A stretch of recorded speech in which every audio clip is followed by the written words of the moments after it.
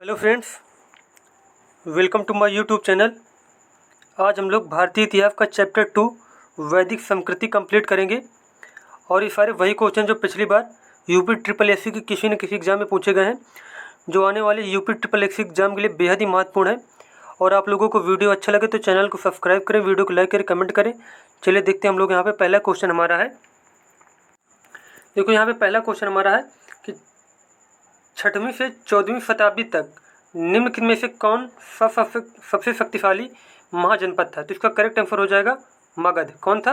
मगध। 6वीं शताब्दी से लेकर 14वीं शताब्दी तक जो सबसे शक्तिशाली जनपद था वो था मगध। उसके बाद यहाँ पे देखो कुछ पॉइंट दिए गए हैं, यहाँ पे इंपॉर्टेंट पॉइंट वो हम लोग देख लेते हैं। 6वीं शताब्दी से 14वीं शताब्दी तक मगध सबसे शक्तिशाली महाजनपद था। मगध प्राचीन भारत के 16 महाजनपदों में से एक था। इसकी स्थिति मूल दक्षिण बिहार क्षेत्र में थी। इसके अंतर्गत आधुनिक पटना एवं गया जिला शामिल थे। इसकी राजधानी गिरिवज थी। बाद में राजगृह बनी जो 5 पहाड़ियों से घिरी हुई थी। अब देखो यहाँ पे क्वेश्चन जो मोस्ट इंपॉर्टेंट क्वेश्चन यहाँ पे बनेगा वो ये बनता है, बहुत बार पूछा गया है कि जो मगध था उसकी राजधानी क्या थी। तो उसकी क्या राजधानी थी? गिरिवज थी। उसके बाद में क्या बनी? राजगृह। और देखो ये क्वेश्चन भी बहुत बार पूछा गया है कि इनमें से कौन सा जो है 5 पहाड़ियों से घिरा हुआ है। तो क्या बताएंगे हम लोग? राजगृह। कौन था शहर? राजगृह जो था वो 5 पहाड़ियों से घिरा हुआ था। तो इसका जो हमारे पॉइंट सारे कंप्लीट हो चुके हैं। उसके बाद देखते हैं नेक्स्ट क्वेश्चन हमारा 15 नंबर क्वेश्चन है। निम्न में से सूरसेन महाजनपद की राजधानी कौन सी थी? जो सूरसेन की राजधानी थी वो थी मथुरा। कौन थी? मथुरा। अब देखो यहाँ पे कुछ जनपद दिए गए हैं, उनकी राजधानी कौन कौन थी ये हम लोग देख लेते हैं। देखो यहाँ पे महाजनपद दिया है, यहाँ पे राजधानी। तो सूरसेन की राजधानी क्या थी? मथुरा थी। उसके बाद वज्र की राजधानी क्या थी? वैशाली थी। उसके बाद अंग की राजधानी क्या थी? चंपा थी। और काशी की क्या थी? वाराणसी थी। उसके बाद अगला क्वेश्चन हमारा है 6 नंबर। 6वीं शताब्दी ईसा पूर्व में जैन और बौद्ध ग्रंथों में कितने महाजनपदों का उल्लेख किया गया है? तो इसका करेक्ट आंसर हो जाएगा 16 महाजनपद। कितने महाजनपदों का उल्लेख किया गया है?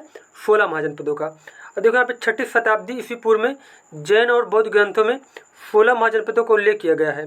बौद्ध ग्रंथ अगंतुर निकाय और जैन ग्रंथ भगवती सूत्र में 16 महाजनपदों का उल्लेख किया गया है।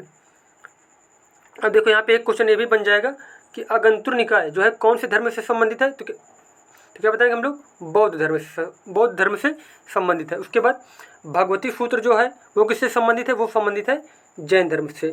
और भगवती सूत्र और जो अगंतुर निकाय में 16 महाजनपदों की इसमें भी 16 महाजनपद बताए गए हैं और इसमें भी 16 महाजनपद बताए गए हैं। उसके बाद अगला क्वेश्चन हमारा है उपनयन समारोह से क्या तात्पर्य है? उपनयन समारोह जो होता है उससे क्या तात्पर्य है? उसका मतलब होता है बच्चे को पवित्र जनेऊ धारण कराया जाता है। उपनयन संस्कार में क्या होता है? बच्चे को पवित्र जनेऊ धारण कराया जाता है। उसके बाद देखो यहाँ पे कुछ पॉइंट दिए गए हैं कि उपनयन संस्कार को यज्ञोपवीत संस्कार के नाम से भी जानते हैं। इसमें बच्चे को पवित्र जनेऊ धारण कराया जाता है। प्राचीन हिंदू समाज में यह एक अनिवार्य संस्कार था। इस संस्कार के पश्चात ही बालक वेदांगों के अध्ययन का अधिकारी हो पाता था तथा सावित्री मंत्र का उच्चारण कर सकता था। अब देखो यहाँ पे ये भी क्वेश्चन पूछा जा सकता है कि वेदांगों का अध्ययन या फिर सावित्री मंत्र का उच्चारण किस संस्कार के बाद होता था? तो क्या बताएंगे हम लोग? उपनयन संस्कार के बाद। कौन से संस्कार के बाद? उपनयन संस्कार के बाद। उसके बाद नेक्स्ट क्वेश्चन हमारा है सत्यमेव जयते महावाक्य कहाँ से उद्धृत है? जिसका करेक्ट आंसर हो जाएगा मुंडक उपनिषद से। जो सत्यमेव जयते वाक्य लिया गया है वो लिया गया है मुंडक उपनिषद से, या फिर इसे कहीं कहीं पे मुंडकोप लिखा मिल जाएगा। तो उसको कंफ्यूज नहीं होना है, मुंडक मिले या फिर मुंडकोप उपनिषद मिले वही हमें करेक्ट करना है। उसके बाद अब देखो यहाँ पे एक पॉइंट और मोस्ट इंपॉर्टेंट है कि मुंडक उपनिषद अथर्ववेद से संबंधित है। कौन से वेद से संबंधित है? मुंडक उपनिषद अथर्ववेद से संबंधित है। यह भारत का आदर्श वाक्य है। ये देखो ये क्वेश्चन बहुत बार पूछा गया है कि भारत का आदर्श वाक्य क्या होता है? तो क्या बताएंगे हम लोग? सत्यमेव जयते। कौन सा वाक्य है? सत्यमेव जयते। उसके बाद नेक्स्ट क्वेश्चन हमारा है 19 नंबर। वेदों के गद्य प्रकरण क्या कहलाते हैं? जो वेदों के गद्य प्रकरण है उन्हें कहा जाता है ब्राह्मण। क्या कहा जाता है? ब्राह्मण। देखो वेदों के गद्य प्रकरण ब्राह्मण ग्रंथ कहलाते हैं। ब्राह्मण ग्रंथ वैदिक संहिताओं की व्याख्या करने के लिए गद्य में लिखे गए हैं। उल्लेखनीय है कि चारों वेदों को संहिता कहा जाता है। देखो यह क्वेश्चन बहुत बार पूछा गया है कि संहिता किसे कहा जाता है, संहिता से क्या तात्पर्य है, तो क्या बताएंगे हम लोग, संहिता का मतलब होता है चारों वेदों को ही कहा जाता है संहिता कहा जाता है।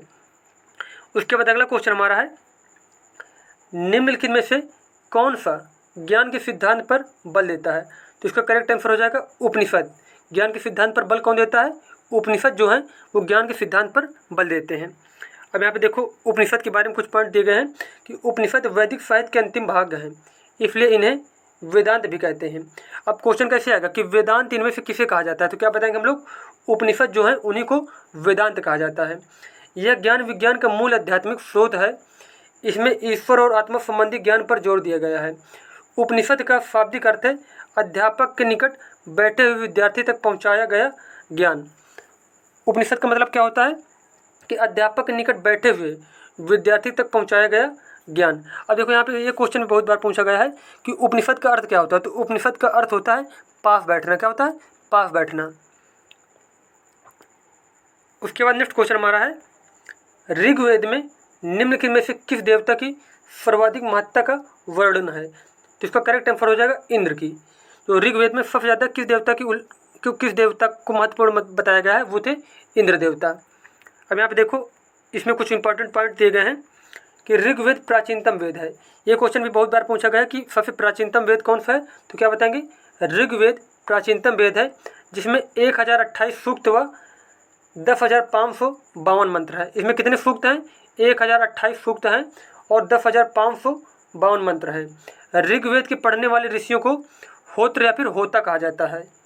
क्या कहते हैं, जो ऋग्वेद को पढ़ते हैं लोग उन्हें क्या कहते थे, ऋषियों को होत्र या फिर होता कहते थे। इसमें सर्वाधिक वर्णन इंद्र का है। सबसे ज़्यादा किस देवता का वर्णन है, इंद्र का है।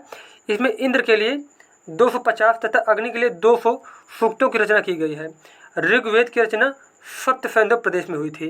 अब यहाँ पे देखो कितने क्वेश्चन बन जाएंगे कि ऋग्वेद की रचना कहाँ पे हुई थी, तो सप्त सैंधव प्रदेश में हुई थी।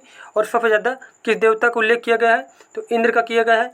उसके बाद फिर किसके लिए ज़्यादा सूक्त है, उसके बाद फिर अग्नि के लिए ज़्यादा सूक्त है, और सबसे ज़्यादा किसके लिए हैं, 250 है इंद्र के लिए। और कितने सूक्त हैं यहाँ पे, 1028 सूक्त हैं और 10,552 मंत्र हैं।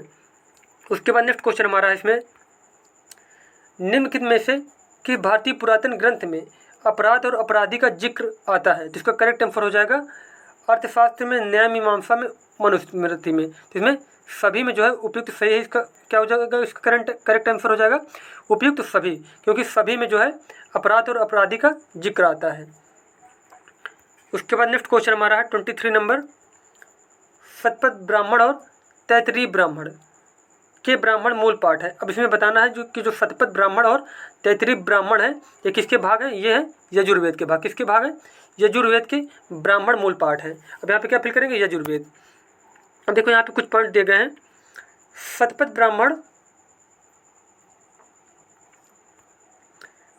ब्राह्मण और तैतरीय ब्राह्मण यजुर्वेद के ब्राह्मण ग्रंथ हैं। इसी प्रकार ऐतरेय तथा कौशितकी ऋग्वेद का, पंचविश तांडय जैमिनी आदि सामवेद का तथा गोपथ अथर्ववेद का ब्राह्मण ग्रंथ है। ये तो मोस्ट इंपॉर्टेंट पॉइंट है। देखो यहाँ पे कि ऐतरेय और कौशितकी ये किसके ब्राह्मण ग्रंथ है, ये है ऋग्वेद के। उसके बाद पंचविश तांडय और जैमिनी ये है सामवेद के, और गोपथ जो है अथर्ववेद का ब्राह्मण ग्रंथ है। उसके बाद नेक्स्ट क्वेश्चन हमारा है, सर्वाधिक प्राचीन पुराण कौन सा है। सर्वाधिक पुराण जो है प्राचीन कौन सा है, वो है, इसका करेक्ट आंसर हो जाएगा मत्स्य पुराण। कौन सा पुराण सबसे प्राचीन है, वो है मत्स्य पुराण। और देखो यहाँ पे कुछ पॉइंट दिए गए हैं कि भारतीय ऐतिहासिक कथाओं का सबसे अच्छा क्रमबद्ध विवरण पुराणों में मिलता है। इनकी संख्या 18 है। पुराणों की संख्या कितनी है, इनकी संख्या 18 है, जिनमें से केवल 5 में ही मत्स्य, वायु, विष्णु, ब्राह्मण, भागवत पुराण, राजाओं की वंशावली पाई जाती है। पुराणों में मत्स्य पुराण सबसे प्राचीन एवं प्रमाणिक है। उसके बाद अगला क्वेश्चन हमारा है 25 नंबर, कि निम्न में से कौन सा उपवेद नहीं है, तो इसका करेक्ट आंसर हो जाएगा योग वेद जो है ये क्या है, उपवेद नहीं है। जबकि धनुर्वेद, शस्त्रशास्त्र, आयुर्वेद ये क्या है, सारे उपवेद हैं। धनुर्वेद जो है यजुर्वेद का उपवेद है, आयुर्वेद जो है ऋग्वेद का उपवेद है, और ये जो धनुर्वेद, शस्त्रशास्त्र, आयुर्वेद उपवेद है, जबकि योग वेद उपवेद नहीं है। ठीक है, तो यहाँ पे ये 2 पॉइंट मोस्ट इंपॉर्टेंट है कि धनुर्वेद यजुर्वेद का उपवेद है और आयुर्वेद जो है ये ऋग्वेद का उपवेद है। उसके बाद अगला क्वेश्चन हमारा है, वैदिक देवता इंद्र किसके देवता हैं? तो इसका करेक्ट आंसर हो जाएगा वर्षा व चक्रवात के। वर्षा व चक्रवात के देवता कौन है? इंद्र हैं। उसके बाद नेक्स्ट पॉइंट यहाँ पे है, देखो ऋग्वैदिक लोग प्राकृतिक शक्तियों का मानवीकरण उसकी पूजा करते थे। देवों की पूजा प्रधान विधि थी स्तुति पाठ करना एवं यज्ञ में बलि चढ़ाना। आर्यों के प्रमुख देवता इंद्र थे। इंद्र युद्ध का नेता, दुर्गों को तोड़ने वाला, पुरंदर। अब यहाँ पे ये क्वेश्चन बहुत बार पूछा गया है कि पुरंदर शब्द किस देवता के लिए यूज किया गया है? तो क्या बताएंगे हम लोग? इंद्र के लिए। किसके लिए? इंद्र के लिए। उसके बाद यहाँ पे देखो नेक्स्ट पॉइंट है कि दुर्गों को तोड़ने वाला पुरंदर तथा वर्षा व चक्रवात के देवता माने जाते हैं। ऋग्वेद में इंद्र के लिए 250 ऋचाओं की रचना की गई है। तो हमारा जो वैदिक सभ्यता था, तो इसके यूपी SSSC में वैदिक सभ्यता से जितने क्वेश्चन पूछे गए वो हमारे कंप्लीट हो चुके हैं और मिलते हैं नेक्स्ट वीडियो में। धन्यवाद।